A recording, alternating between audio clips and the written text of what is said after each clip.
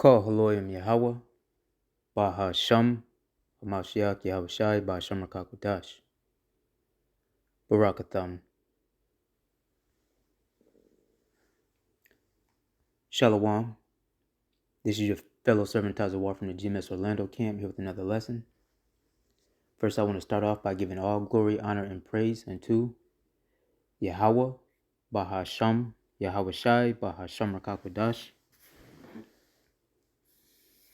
Double honors to the apostles and elders of Great Millstone whom rule well, and from whom we learn his truth.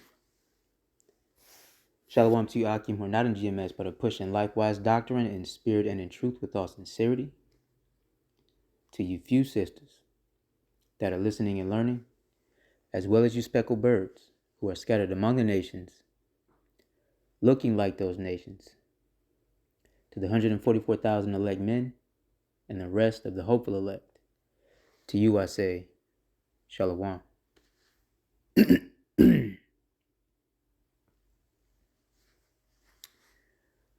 I did a video a while back, probably like last week. Yeah, it was last week. Going into, we went into like Jeremiah 10 and 2, right? Speaking on that abominable tree that people erect in their homes, right? And I briefly spoke on the customs that, where that comes from. And I had mentioned, Lord's will, that I would, potentially do a video referring to what these guys call the New Year, or whatever the case may be. And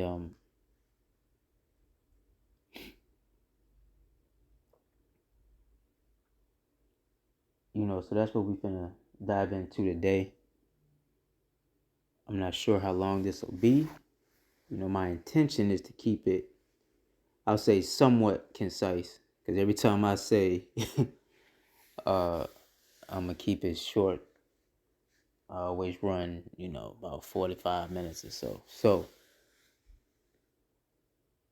anyway,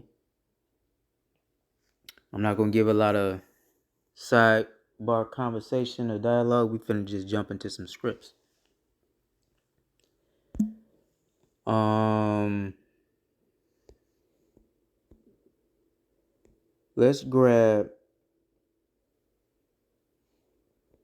Let me grab Psalms 119, right?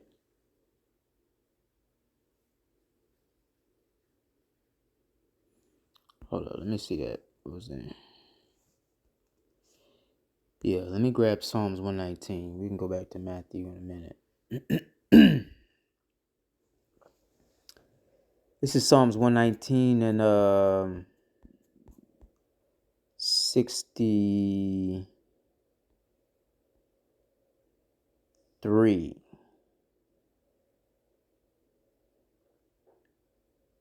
All right.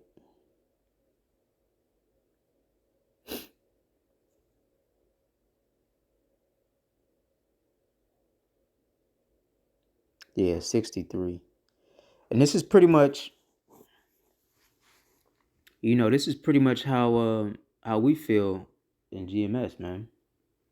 All right, but it reads, Psalms 119 and 63. I am a companion of all them that fear thee, and of them that keep thy precepts. Right? The earth, O Lord, is full of thy mercy. Teach me thy statutes. Right? Thou hast dwelt with thy servant, O Lord, according unto thy word. And the point is, I'll get 66 too. It says, teach me good judgment and knowledge, for I have believed thy commandments. All right. for I have believed thy commandments. And where I started at 63, like I said, is pretty much how we feel. I'm gonna get it in the NLT, so to make it plain for those who have trouble with the King's English and the KJV. All right, and it reads, "I am a friend to anyone who fears you, anyone who anyone who obeys your commandments. Lord Yahweh, your unfailing love fills the earth. Teach me your decrees." Right? And when it comes to teaching the decrees, we have the apostles and elders, all right, who learned from their elders, right? Long, laborious hours, man, of going into scriptures, prophecy, Hebrew, looking up the definitions of words. Also, we could get what's been, dare I say, fine-tuned, right? Cultivated, all right? The beautiful brother, Rakalia, uses that word cultivated often, and it's a beautiful word because that's exactly what the elders have done, through the Spirit for us. They've cultivated,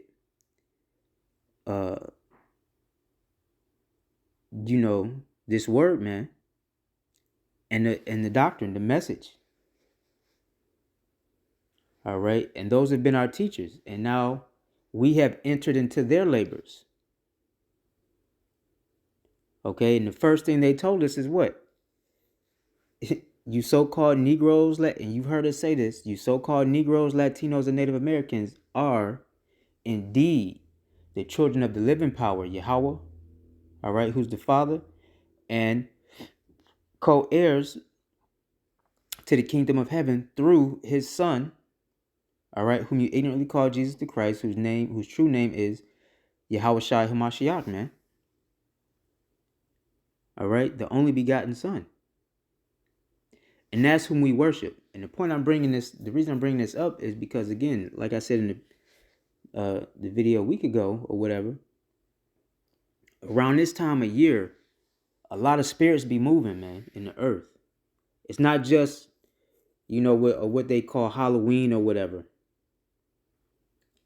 But this time of year, the winter solstice, as they call it, like when you start going into research, you understand that the winter solstice was a time of great sorcery, man, for a lot of cultures. All right, especially those sun worshipers and all of that. I spoke about the Yuletide in the previous upload, man, and this whole New Year's joint, okay, ties directly into that, and the whole Xmas thing and all of that, man. They are, I mean, they right there. They're a week apart, man. According to, the customs of this world. Okay. Now,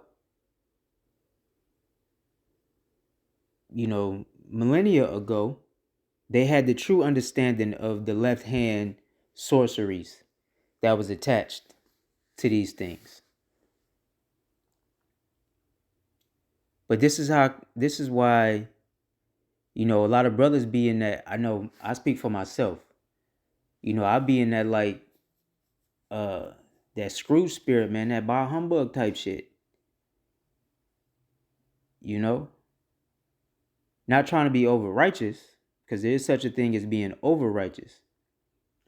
But I just don't rock with this time. The idolatry is strong this type of year, and when you tell our people You know that tree is an idol. You know, the New Year's not in January, right? We in the middle of winter and y'all celebrating the New Year. When the Lord told us our New Year was gonna be in the spring. Right? Matter of fact, I had pulled this up. And so you see right here where it says Janus, right? God. So when you read, let's click on this. AI got a quick little joint, how you call it, summary of this. And it says Janus is the Roman god of beginnings, transitions, and endings, right? He is often depicted with two faces, one looking to the past and one to the future, which allowed him to see simultaneously inside and outside and forwards and backwards without turning around. Right? So then when you read down, it says what? It says Janus was associated with the transition between peace and war. And notice how I said peace and war, not war into peace. Okay, I don't know if that's poignant or not, but I thought that was interesting. The gates of a building in Rome named after him were opened in time of war. There you go. There you go. Right? So it's a bloody thing. Just like like I had mentioned with the offerings that people hang on those trees, man. All right, when you look into the Yuletide, the Yule tidings or Yule time, whatever, talks about how they would actually be cuts of meat, man, that they hung up on the trees. That's where those red balls come from. Right?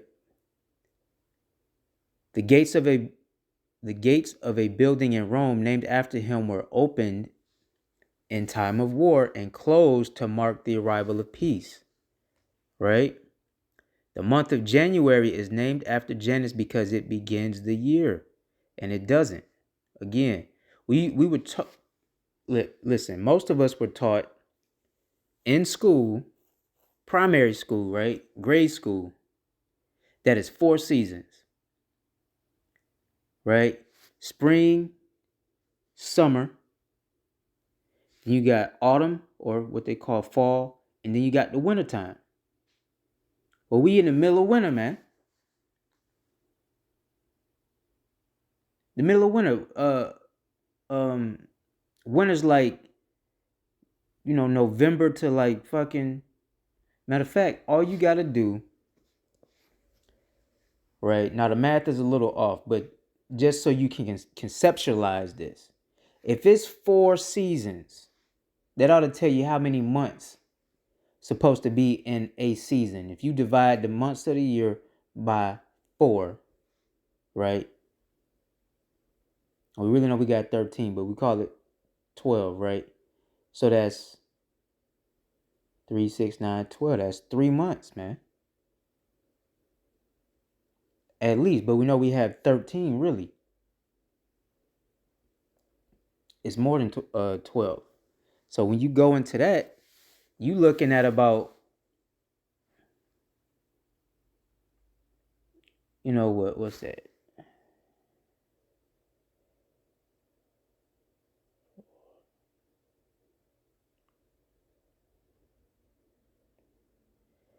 About 16, 17 weeks.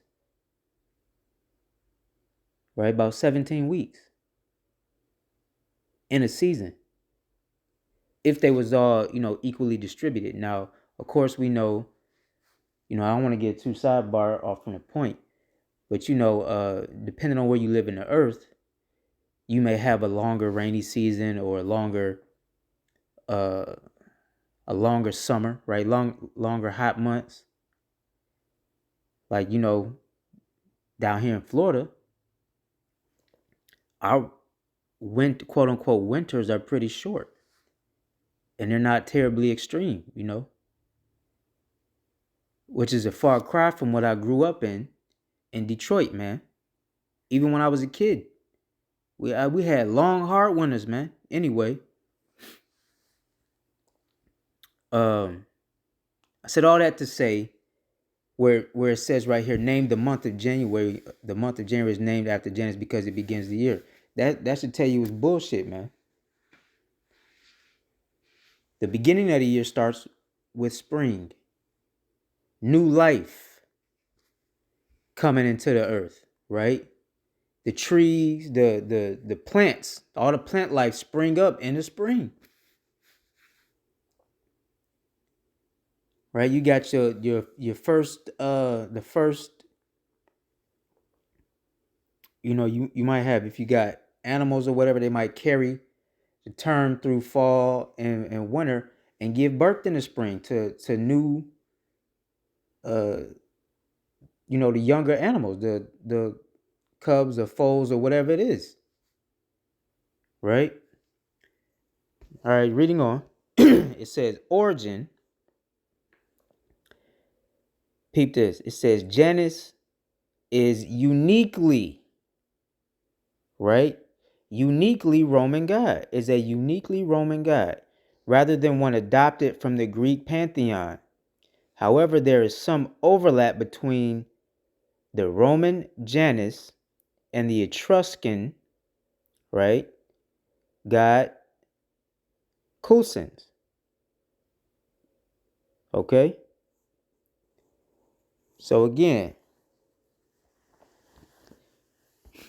now when you go into the Etruscans, that's still in that uh Greek and Roman area. All right, because before the Edomites went over there, you had the Etruscans and the Minoans who inhabited those regions.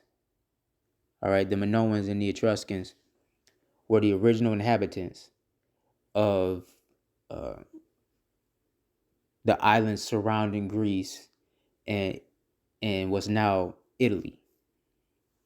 Okay.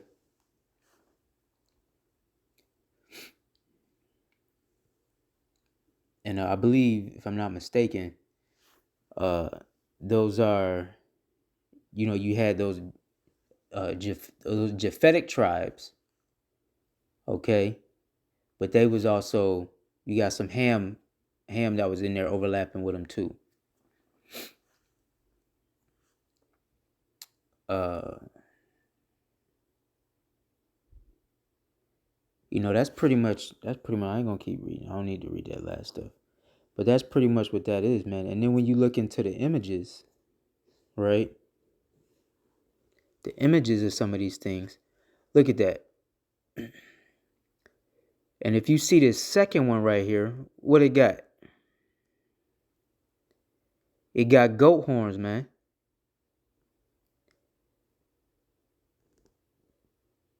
This dude got goat horns.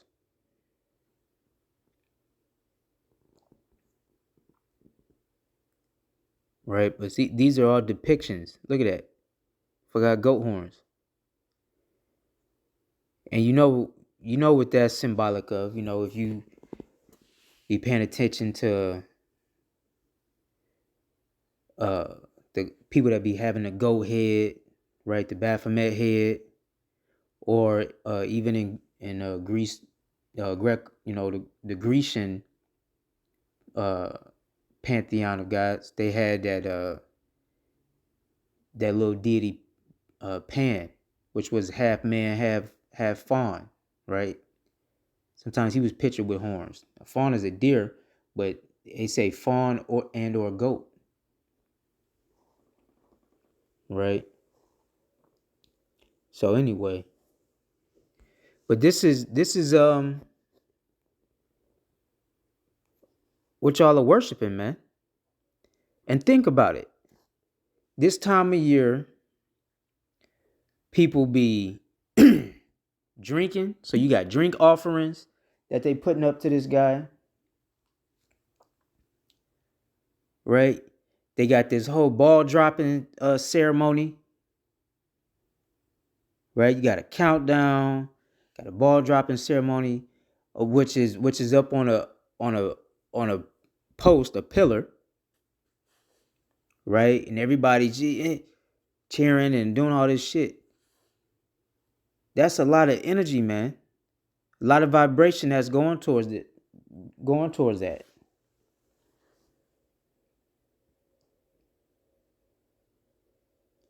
And then when you go down the rabbit hole to the left-hand side, hey, it get pretty nasty pretty quick, man. I told you about the transition between peace and war. And the gates was open during wartime and closed during peace. Shouldn't it be the opposite? You want your gates closed during the time of war and open during the time of peace, man. Because when times are peaceful, you have prosperity during times of peace, which means you can have people engage in commerce and the barter system, and people that's sojourning in your land, coming and going, travel during times of peace, not war. So the fact that the gates are open during wartime ought to tell you something. It's welcoming in folly and death and destruction, man.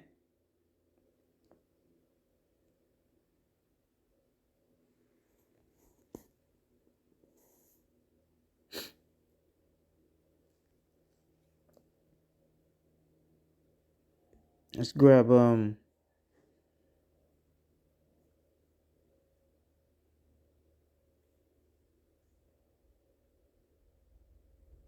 Amos. Yeah, I'm in it. Because this is the question, right? Can two walk together except they be agreed? Right? Verse 4, will a lion roar in the forest when he hath no prey? No. Will a young lion cry out of his den if he have taken nothing? No. Right?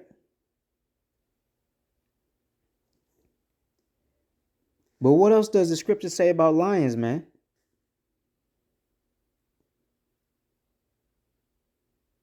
Be sober, because what? Let's get it.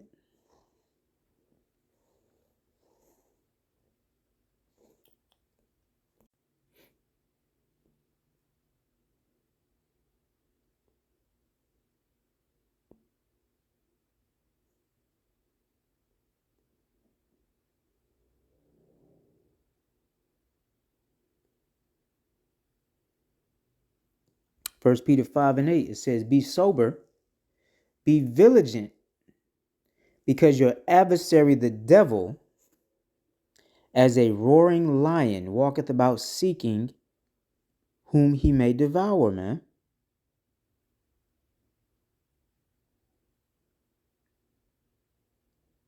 Seeking whom he may devour.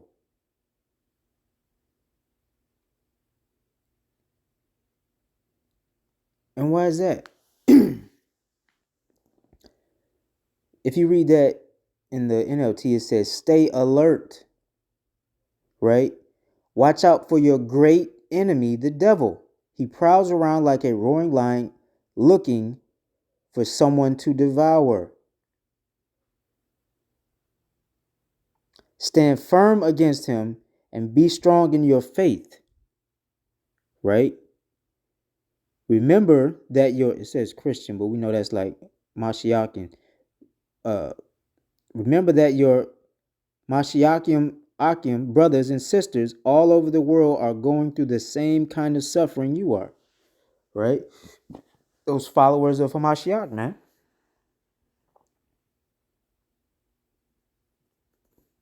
You shouldn't really be in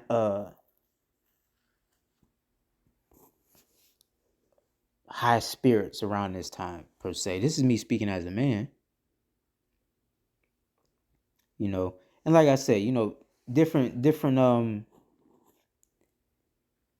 Lord got different measures on every brother and sister. So like what one spirit can tolerate, another may have less tolerance for. Right? I got I don't got a great level of tolerance for this time of year. Because people know, you know, people in my family, they know I don't rock with this, but they'll call me anyway. We know you don't see wishing me. And I'm like, man, yeah, all right, all right, all right. You know, but some, some brothers and sisters, they can show up, go get a plate, be around it, say, you know, pray over the food in the name of Yahweh Bahashim Yahweh Shai, and they good. They unwavered, man. I ain't quite there yet in my walk, in my journey. So I'm like, and not that I miss any of it. I just, to me, is folly. I don't have a stronger word that I can use to describe that right now. It's just, and it's frustrating, man. You know.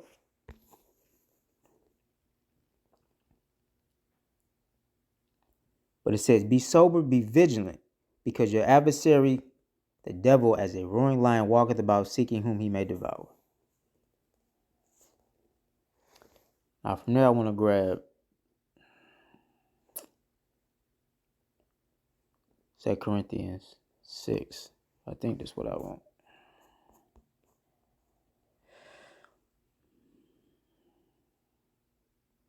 Yeah, since I was talking about it. It says,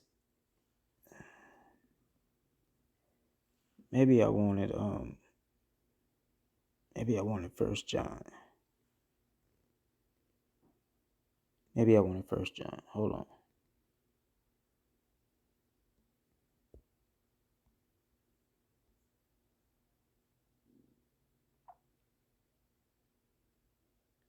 Yeah.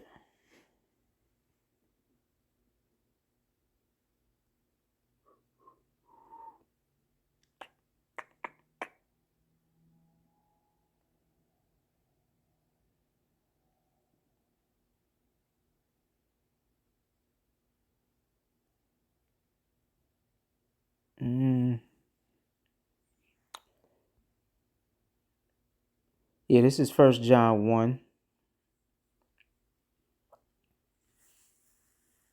That ain't what I wanted either. I think I wanted this later. But it's all good. Salakia. Let me do this first. Let me do 2 Corinthians first. This is 2 Corinthians 6 and 14. And it says, be ye not unequally yoked together with unbelievers. For what fellowship hath unrighteousness with Salakia? For what fellowship hath righteousness with unrighteousness? And what communion hath light with darkness? Right? And what concord hath Hamashiach with Belial? Or what part hath he that believeth with an infidel? And that's how I be feeling, man. That's how I be feeling. That's why my tolerance be kind of low. But again, it's a balance to things. You know what I'm saying? I don't be walking around, at the plantation, that job, people be like, oh, Merry Christmas, Happy New Year. I'm be like, shut up, bitch. I don't celebrate that shit. Why you can't say Happy Holiday? No, I just, what I'm saying? I'll be like, I appreciate it. Keep it pushing.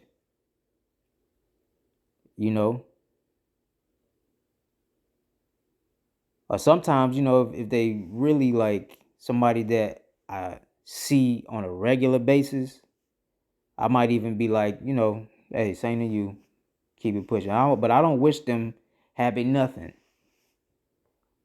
I'm like, I appreciate it. Same to you, keep it pushing.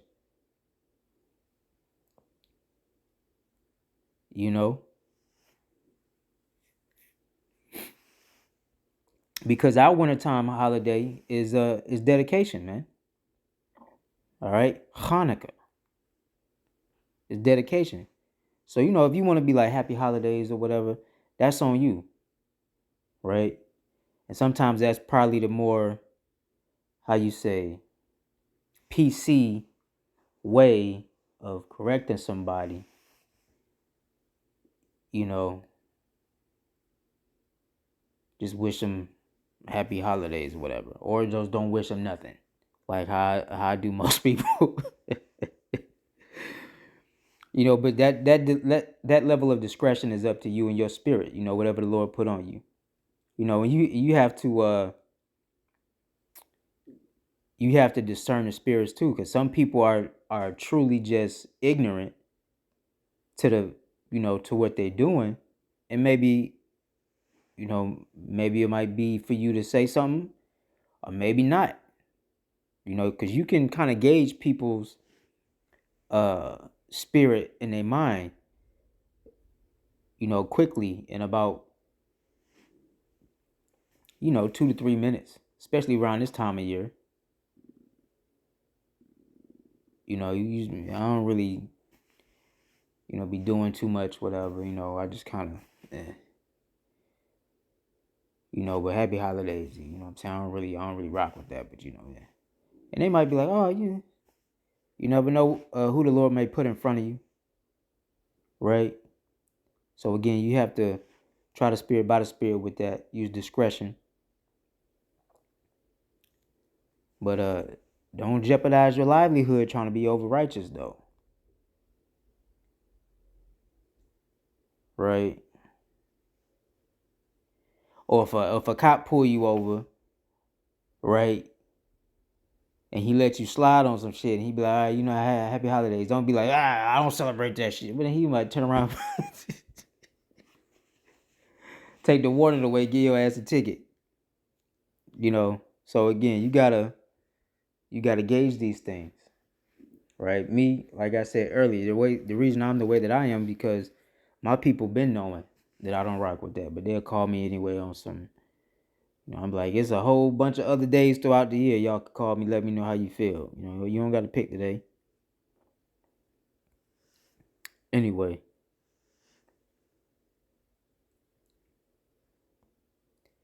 it says, in what concord hath Mashiach with Belial, or what part hath the believer with the infidel? Right?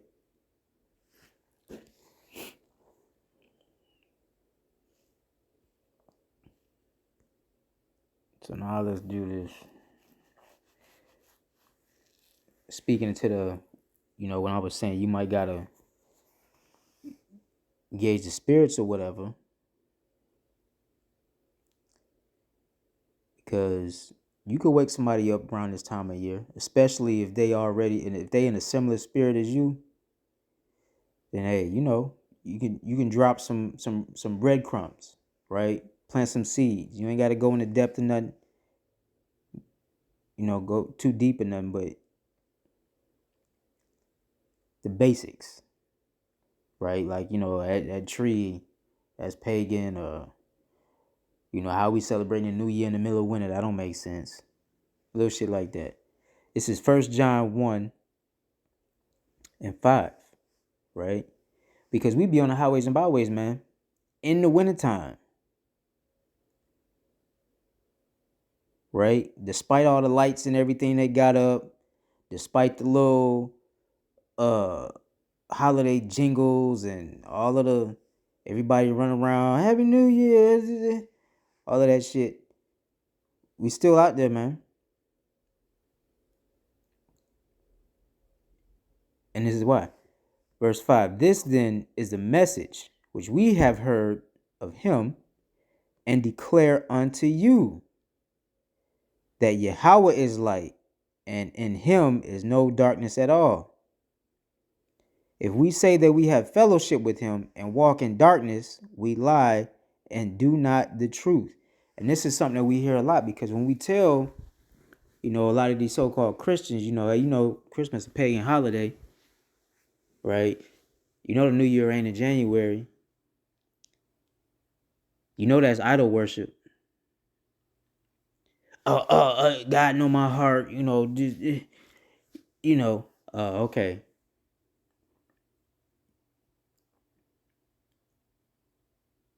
Right. Oh, I just love baby Jesus. Well, he wasn't born, in the dead of winter now. That So I mean, it's a lot of avenues you can go into. But again, a lot of times when we go into these things, people deny it or push it off or tell us, they, even if they not uh overtly obstinate, right? Or it's another way of saying that. If they not obvious in being contrarian or being difficult, just to be, you know, pushing against what you're saying. Sometimes you have people that they'll be like, oh yeah, yeah, I do it for the kids, or it's tradition, or it's just we got the time off, so it's just everybody. So I just kind of go along. Well, them gonna be the same ones that go along down to them chipping stations, because everybody else getting pricked, right? When the Lord said to what? Worship Him in spirit and in truth, man.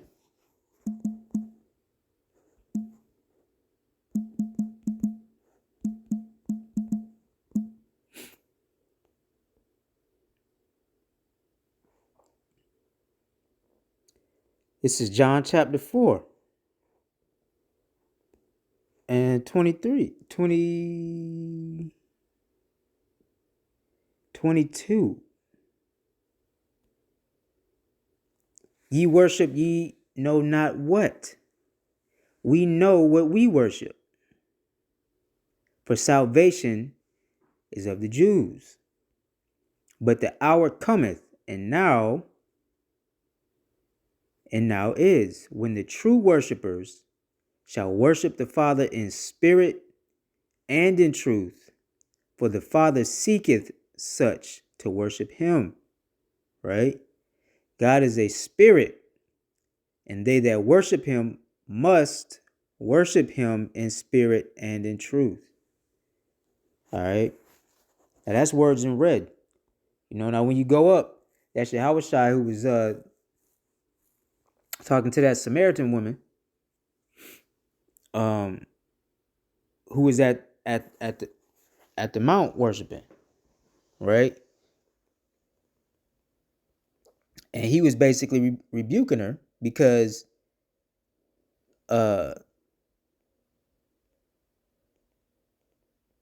she was basically a transplant. Okay, one of the groups of people that had came in to the land after we was booted out, and just started living in the Northern Kingdom, man. Okay, up there in the Samaritans. I believe that happened under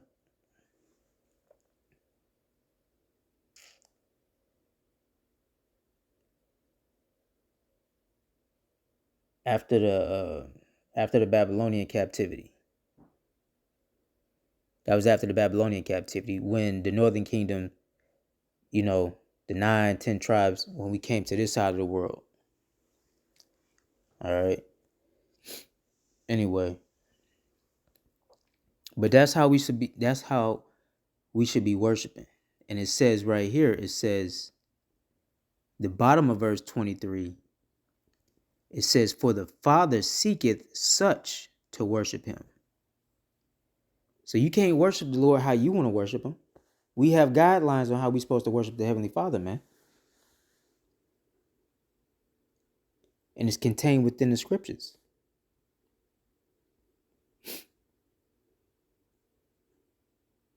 And so this is why we feel so strongly about things, because the scriptures also tell us to plead our cause, man, or contend for the faith.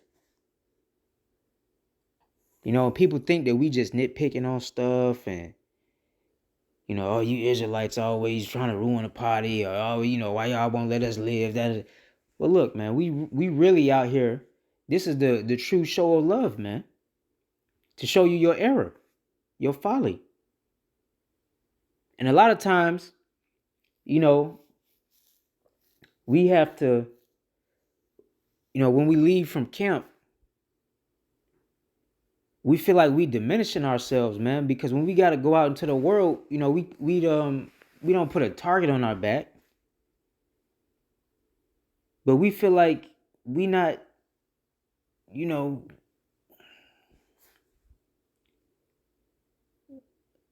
like you might come across somebody who may have a sincere spirit, right? And you trying to gauge where they at in they walk. You feel me? And you might got to drop some seeds, but you might got to do it on the fact, like I say, at the very beginning, like, how come they celebrate New Year's in the middle of winter? And that's not necessarily a spiritual conversation or religious segue, quote unquote religious, conversation, but it could segue into something more, right? Like the Elder Gabar of our camp, of GMS Orlando. He be like, yeah, I'll be at the plantation telling people I'm a Bible purist. Right?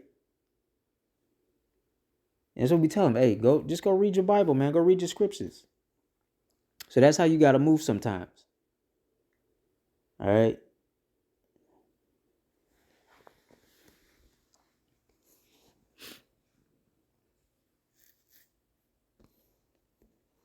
Where was it might have been in First Thessalonians what I was wondering. Let me see. Bear with me. It might have been in First Thess. Yeah, this is what I wanted right here.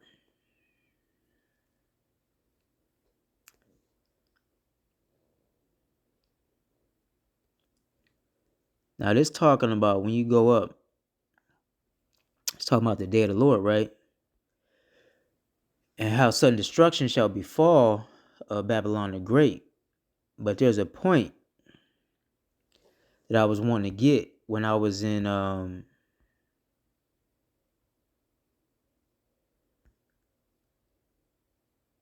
First Peter 5, where it says, be sober, be vigilant, because your adversary the devil as a roaring lion walketh about seeking whom he may devour, right? So when we go back over here to First Thess,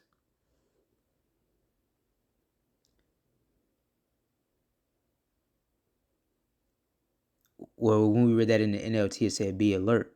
Right here it says First Thessalonians 5:4, it says, but ye brethren are not in darkness, that day should overtake you as a thief. Ye are all the children of light and the children of the day. We are not of the night nor of darkness. Right? So being sober is having all your faculties about you, right? So you being sober and vigilant is existing in the light. All right? Is being a child of the day, as the scriptures are talking about here. Ye are children of the light and the children of the day. We are not of the night nor of darkness. So those that are asleep, right? Those that are asleep, here we go right here. Let me keep reading. It says, therefore, let us not sleep as do others, but let us watch and be sober. You see that? For they that sleep, sleep in the night, and they that be drunken are drunken in the night. Okay? So, listen, that nighttime go into, like how the scriptures say, there's a gross darkness that cover the people, man.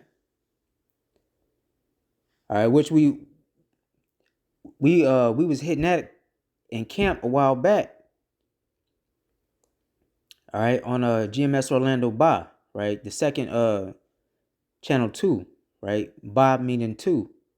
So you got GMS Orlando, which is the main page. That's the main camp, right? All the elder brothers, the heads, that's the heavyweights. Right? Then you got GMS Orlando Ba. That's when we break off and do like side camp because the camp kind of growing. Anyway, we was going into how this gross darkness cover the people, man. Gross darkness cover. You know what? Let me pull this.